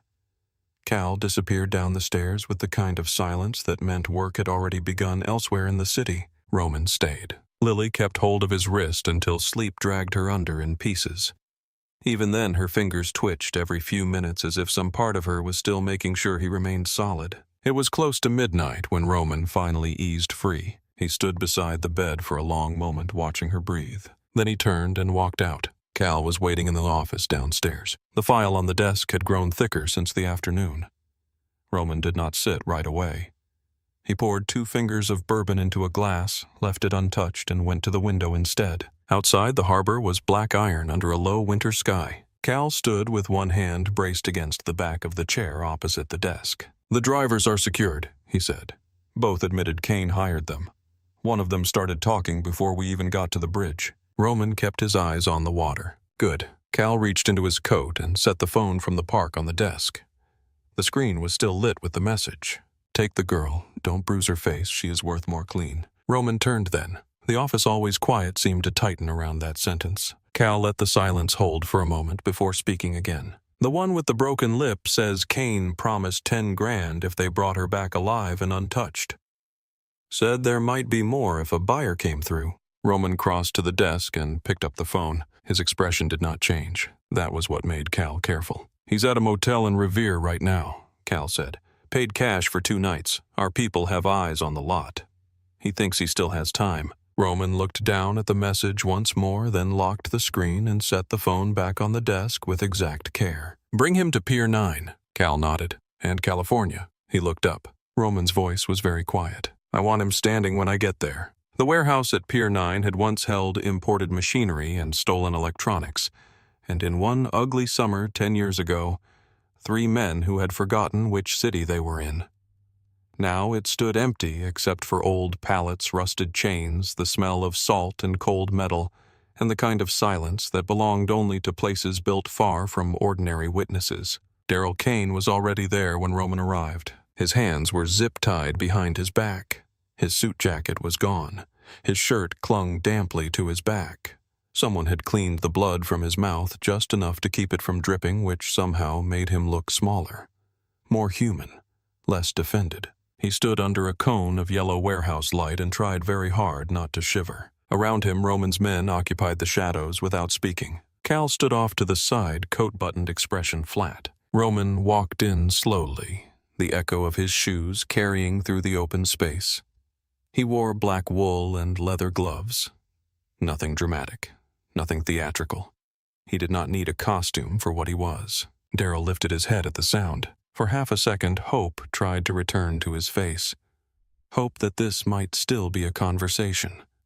Hope that money or pleading or legal language might matter in a room like this. Then he saw Roman clearly and the hope went out again. Mr. Holloway, he said too fast, this has gotten out of hand. Roman stopped 10 feet away. Daryl licked his lips. The men in the park, that was a misunderstanding. I only wanted her brought back before she got hurt. Roman said nothing. Daryl kept talking because silence was worse. She's a child. She doesn't know what she says. She tells stories. She gets dramatic. You know how kids are. Nothing. She belongs with family. Roman's eyes sharpened at the word, but his face remained still. Daryl rushed on. I have legal papers. I have custody.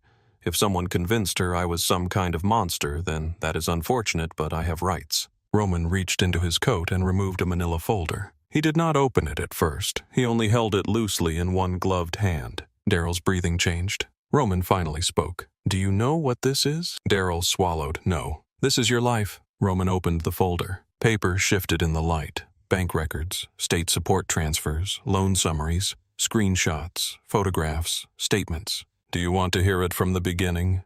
Roman asked. Daryl's voice cracked. I think there's been some confusion. Roman began anyway. You married Tessa Bennett 3 years ago. Within 6 months of moving into her house, the calls to neighbors about shouting started. Within 8 months, Lily stopped attending school consistently.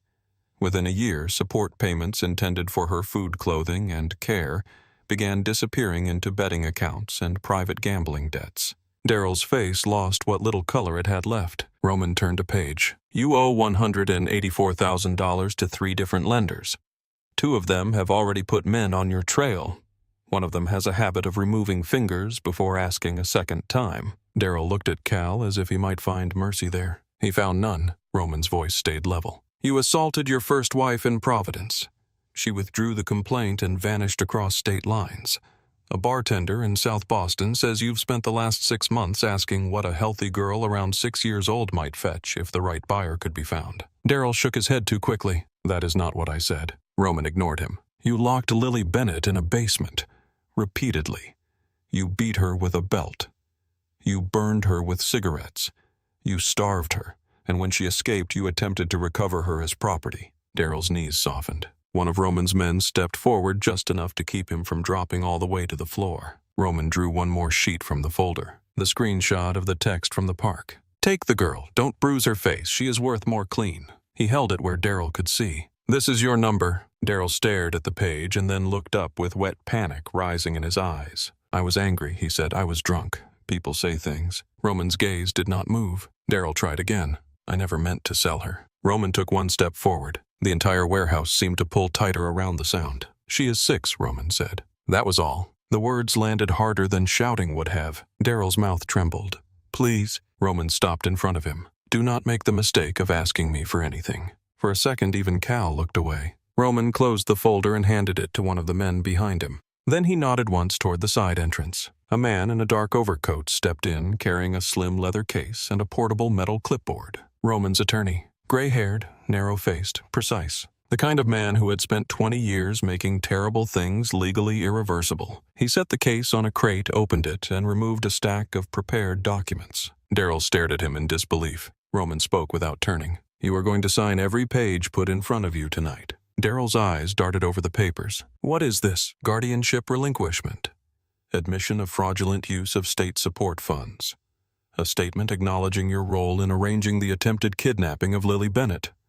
A no-contact agreement for the rest of your natural life." Darryl shook his head. "You can't force me to sign." Roman looked at him. For the first time all night, something like cold anger showed in full. "You misunderstand the shape of this room." Darryl stopped breathing for a second. Roman continued, "I do not need your signature to bury you. I only need it to save time." The attorney placed the first document on the clipboard and uncapped a pen. Darryl's bound hands twitched behind him. Roman nodded toward one of the men who stepped forward, cut the zip tie, and moved back. Darryl rubbed at his wrists, looking from the pen to Roman to the warehouse door, as if some last avenue might open. None did. "What happens if I sign?" Roman's answer came immediately. "You leave Boston tonight." Darryl blinked. Roman continued, "You disappear. You never say her name again. You never come within 100 miles of her. You do not write. You do not call. You do not send anyone in your place.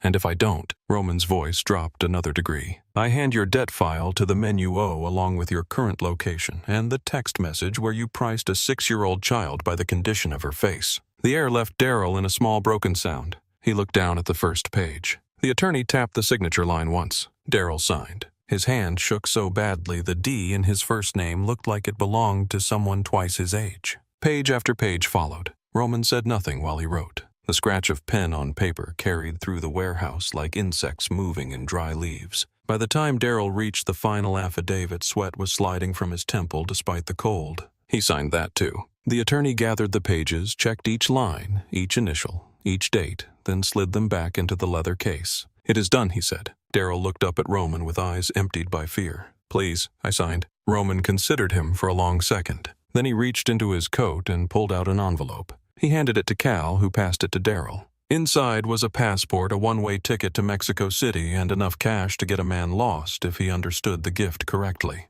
Darryl stared at it. Roman said, "Your luggage will be sent wherever you land. The rest of your debts will not follow if you remain invisible." Darryl's mouth opened, closed, opened again. "You're letting me go." Roman's face did not change. "No, I am choosing not to finish it myself." Cal escorted him out an hour later in the back of a black SUV. The airport was nearly empty at that hour.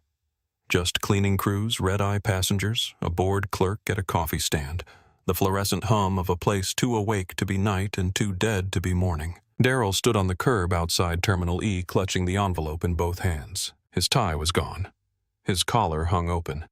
He looked less like a man than like the outline of one. Roman stepped out of the SUV last. The cold air off the harbor cut across the drop-off lane. Darryl looked at him and took one involuntary step back. Roman stopped close enough that the words did not need to travel. "If I ever hear her name again," he said, "I will know where you are before the person you are hiding from does." Darryl nodded too fast. Roman went on. "If you ever come back, there will be no papers, no ticket, no conversation." The fluorescent lights turned Darryl's face the color of wet ash. "I understand." Roman held his gaze until the man looked away. Then he turned and walked back to the SUV. He did not watch Darryl go inside. He did not need to. By the time he returned to Velvet House, dawn had begun loosening the edge of the sky over Boston. The building was quiet in that particular way. Expensive places only ever were at 5 in the morning, every polished surface emptied of performance, every light softened to necessity. Roman climbed the stairs without waking anyone. On the 3rd floor, Lily's door stood slightly open. Elaine had left it that way for him. He stepped inside. The room smelled faintly of lavender soap and the last heat of the radiator. The bedside lamp was still on. Mopsy lay crooked beneath Lily's chin. She was asleep in the corner again instead of the bed wrapped in the red coat with one hand tucked under her cheek. Roman crossed to the chair near the wall and sat down without making a sound. For a while he only watched her breathe. Children should not sleep like that, he thought, curled tight, ready to flee in dreams. The city outside began to pale. A truck shifted gears on the avenue below. Somewhere in the kitchen, Frankie had arrived and started coffee. Lily stirred. Her brow tightened. Her fingers curled into the blanket. A small, worried sound escaped her, not quite awake and not fully asleep.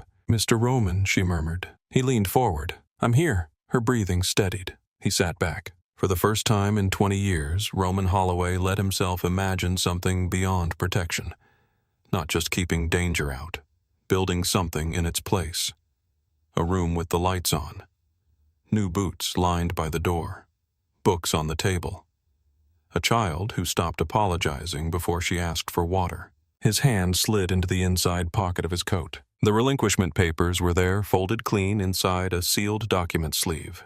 Not warm exactly, but real. When Lily woke, she found him where he had been all along. Still in the chair. Still in yesterday's clothes. Still there. She pushed herself up slowly, hair-mussed cheek marked from the seam of the coat. "You came back." Roman looked at her, the winter blue of morning filling the room around them. "Yes." She studied him for a long moment. Then she asked the question as if she did not quite dare to believe in the answer. "Is he gone?" Roman reached into his coat, drew out the document sleeve, and placed it on the rug between them. "He signed everything." Lily looked at the papers but did not touch them. "What does that mean?" "It means he has no right to come near you again." Her eyes lifted to his face. "Ever, ever." The word settled slowly in the room, heavier than fear and quieter than hope. Lily's mouth trembled. Then very carefully she crawled out from the corner and crossed the rug to him on her knees. Roman did not move. She climbed into his lap as if the action surprised her even while she was doing it. He put one arm around her and held on. She rested her head against his chest and listened to his heartbeat for a long time before speaking again.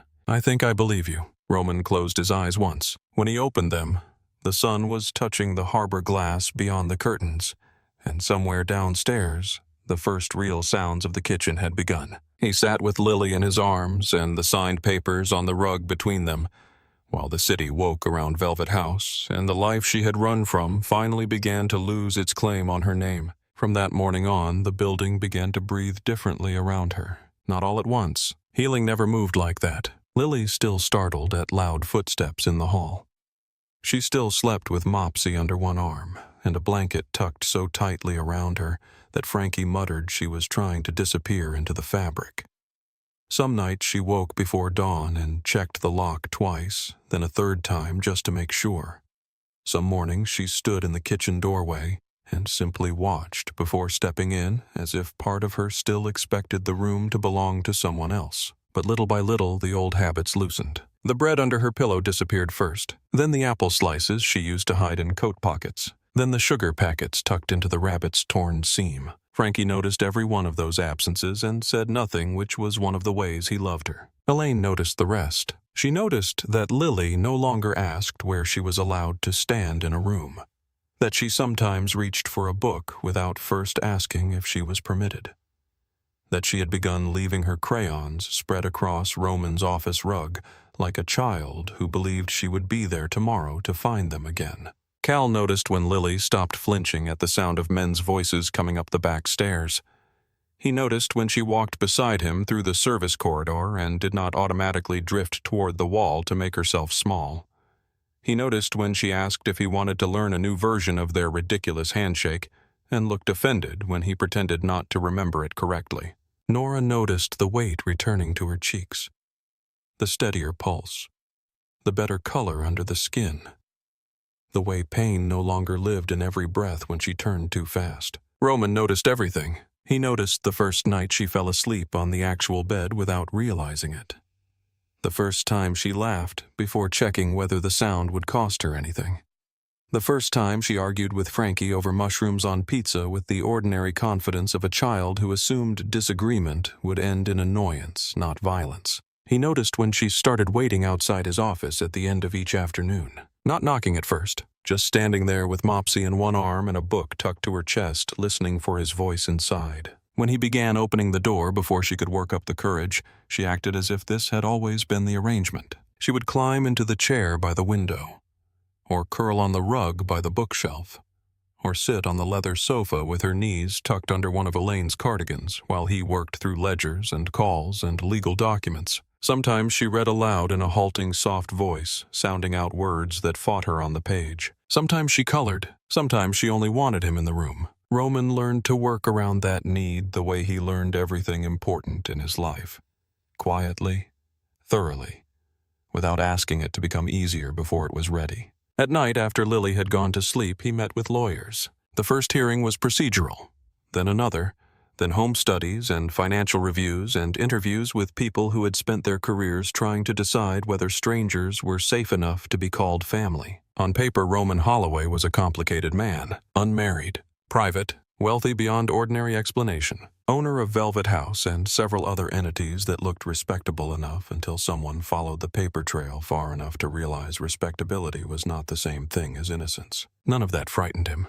What frightened him was the possibility of a woman with a clipboard and sensible shoes deciding that his love would be measured against the shape of his life and found too unconventional to count. The social worker assigned to the case came on a Wednesday afternoon. Her name was Margaret Ellis. She wore pearl earrings and a camel coat and carried a leather portfolio fat with forms. She had kind eyes which Roman mistrusted immediately because kindness in official settings was often only another method of assessment. Elaine met her at the entrance and brought her up. Frankie baked before she arrived. Nora timed one of her routine visits to overlap. Cal disappeared entirely, which had taken considerable negotiation because Lily was used to him being somewhere in the walls. Roman told him the presence of a 6'4" security chief with a broken nose might make the interview feel less domestic. Cal had muttered something unprintable and retreated to the basement office. Margaret sat with Lily first, not in Roman's office. In the small library off the third-floor sitting room where Elaine had placed a basket of books, 2 cups of tea, and a plate of shortbread no one touched. Roman waited 2 rooms away with his hands in his pockets and every muscle in his body drawn too tight. He could hear nothing through the closed door. That was the worst part. Margaret stayed in there for 42 minutes. When she came out, her face was composed but softer than before. Lily followed with Mopsy tucked under one arm and a sheet of paper in her hand. She went straight to Roman as if the room itself had arranged around that instinct. He looked down. She held up the paper. A drawing in red, yellow, and blue crayon. A big square house with too many windows. A kitchen. A rabbit in the corner. A tall, dark figure beside a small blonde one under a yellow sun that looked too bright for Boston. Across the bottom, in letters Elaine had helped her practice, was written, "Home." Roman took the paper and looked at it for a long moment. Margaret watched him. "This is where you feel safe," she had asked. Lily Roman would later learn. And Lily, without any hesitation at all, had answered yes. Margaret met with Nora next. Nora spoke plainly. About the injuries, about the malnutrition, about the improvement in sleep appetite and eye contact, about the pacing of trauma, about how safety was not cure, but it was the ground cure needed to stand on. Frankie was less measured. Frankie cried. He cried only once and not in any theatrical way. Margaret asked when he knew Lily had started believing she would stay, and Frankie looked down at his flower-scarred hands for a second before answering. The morning she stopped asking if she was allowed to have seconds. That was all. But it was enough. Elaine's testimony came in cleaner lines. She spoke about consistency, about structure, about the child's increasing ability to tolerate routine, about Roman's refusal to rush trust or force affection, about the way Lily looked for him in every room and the way he never made her earn being found. When Margaret finally sat with Roman in his office, the late afternoon light was already turning harbor gray beyond the windows. She opened her portfolio. "You understand," she said, "that adoption is not rescue." Roman leaned back in the chair and looked at her with the same stillness that had dismantled stronger people than her. "Yes, it is not gratitude. It is not protection alone. I know. It is a permanent legal and emotional obligation to a child whose history will not disappear because she has a new address." Roman's gaze did not shift. "I know that too." Margaret studied him for a long moment. Most people flinched under that kind of official scrutiny. Roman did not. He simply waited, which was somehow more unnerving. "She is attached to you," Margaret said. Roman's expression changed so slightly another person might have missed it. "She is attached to this place," he said carefully. Margaret closed the portfolio. "She asked if she could keep your last name." That landed harder than anything else had. Roman lowered his eyes for half a beat and then looked back up. "When?" "This afternoon." The room held that sentence between them. Margaret rose a minute later. At the door, she paused. "I have seen homes with better optics," she said. Roman said nothing. She added, "I have rarely seen a child look less afraid of tomorrow." Then she left. The hearing was set for 6 weeks later. Those weeks moved strangely. Fast in the paperwork, slow in the heart. Lily knew a decision was coming, though no one loaded her with language she did not need. Elaine called it court day. Frankie called it official business and promised to make a cake whether they won or lost, because some days demanded sugar regardless of outcome. Nora kept her hands gentle and her voice matter-of-fact.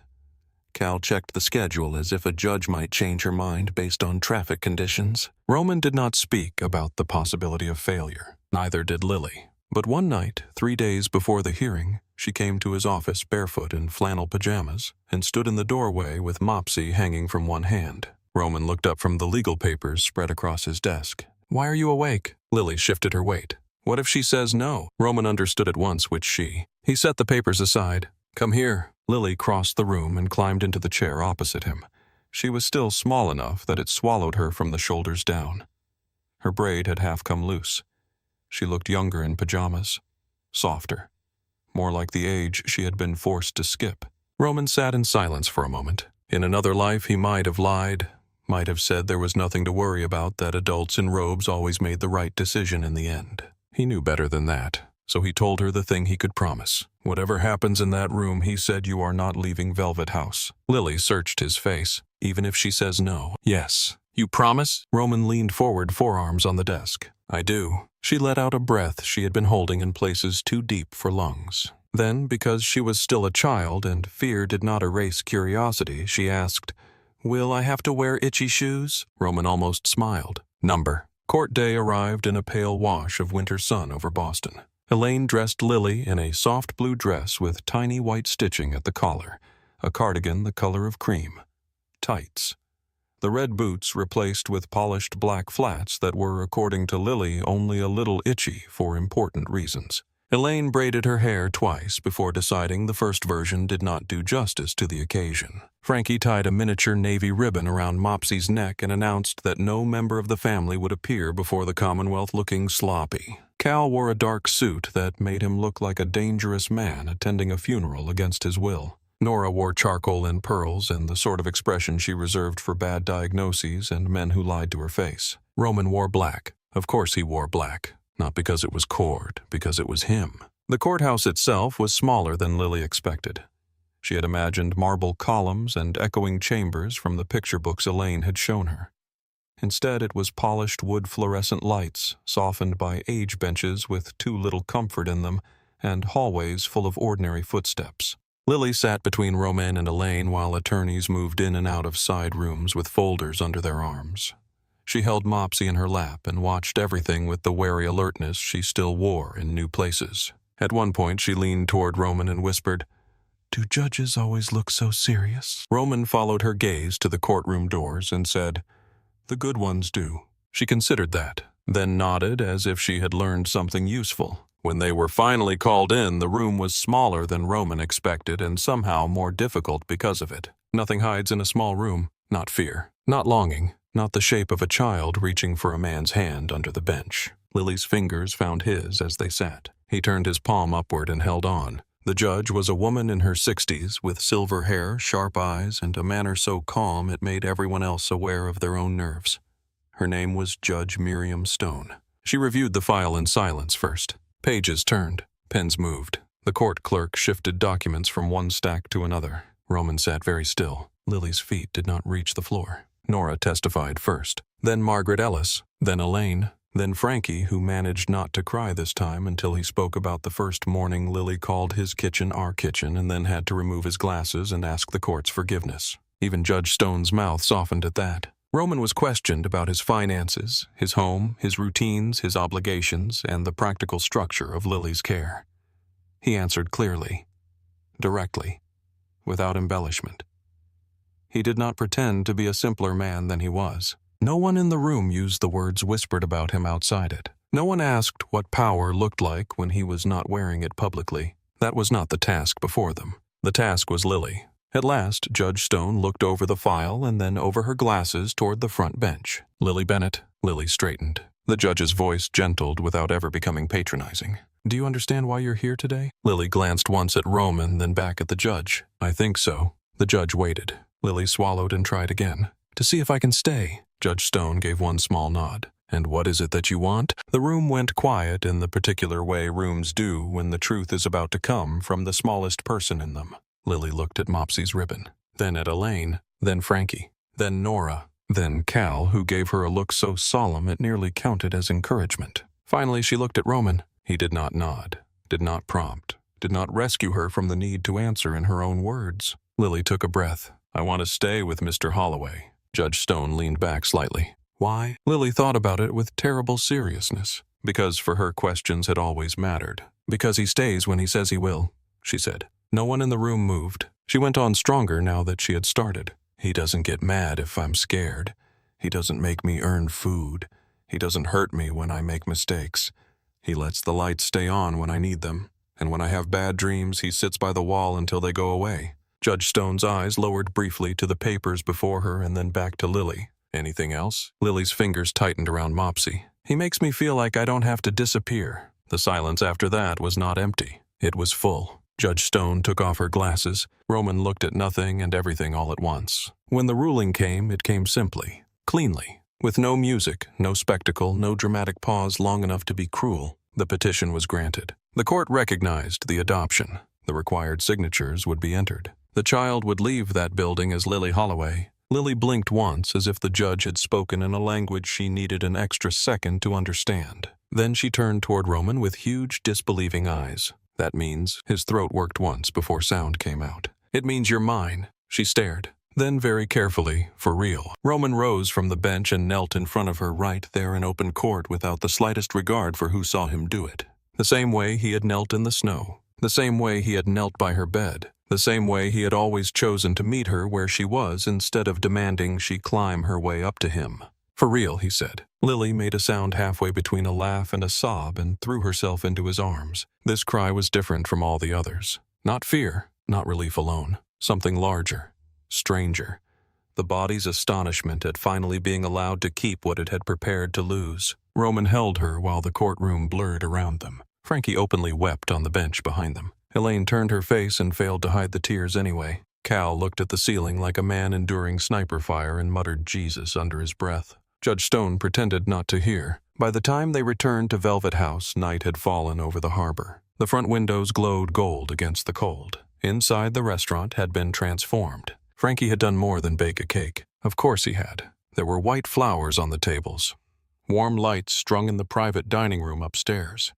A banner in deep blue across the far wall that read, "Welcome home, Lily Holloway," in Elaine's exact handwriting because no one else had acceptable standards for lettering.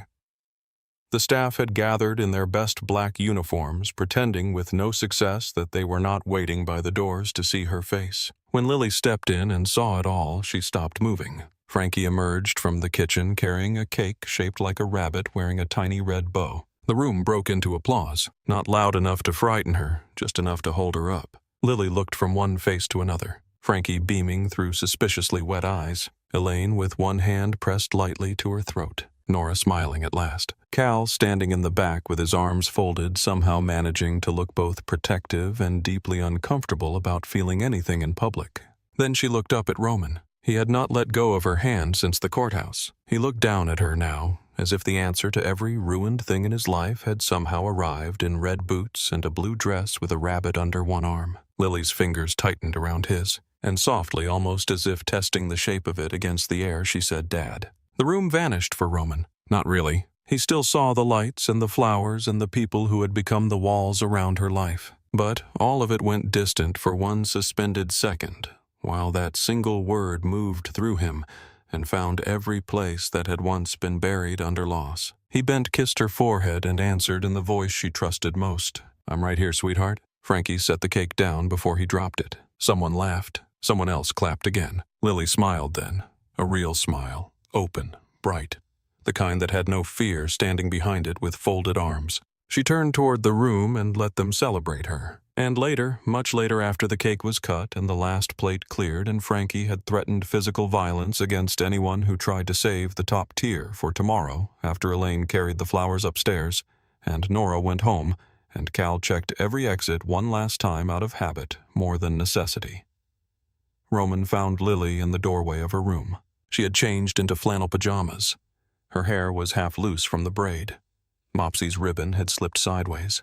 He leaned against the hall wall and looked at her. She looked back. "Will it feel different tomorrow?" she asked. Roman considered the question the way he considered any serious thing. Yes, he said at last. She waited. He pushed off the wall, crossed to her, and knelt so their eyes were level. Not because you have to be different, he said. Because you don't have to wonder anymore. Lily stood very still. Then she nodded as if she understood that better than most adults ever would. Roman tucked a strand of hair behind her ear. Bed. She smiled. Yes, Dad. This time the word came easier. She went inside. Roman paused in the doorway a moment later and looked in on her before turning off the light. She was in bed already, not in the corner, with Mopsy under one arm and the blanket loose instead of gripped tight. The room was warm, the curtains half drawn over the harbor lights, Elaine's books stacked on the nightstand, a glass of water within reach. Lily looked up as he stood there. Will you still be here in the morning? Roman rested one hand against the doorframe. Yes. Promise? Yes. She settled against the pillow. Then, because happiness had not erased caution completely, and maybe never would, she added, You said that before. Roman felt something like a smile touch the corner of his mouth, and I was right. Lily's eyes drifted closed. When he came back in the morning, she was still there. So was the light. So was the room. So was the life that had against all logic and expectation become theirs. And down in the kitchen, Frankie was already burning the first batch of toast because he was talking too much again, while Elaine complained about frosting on linen, and Cal stood near the service door pretending he had no interest at all in the sound of a little girl running down the hall calling for her father.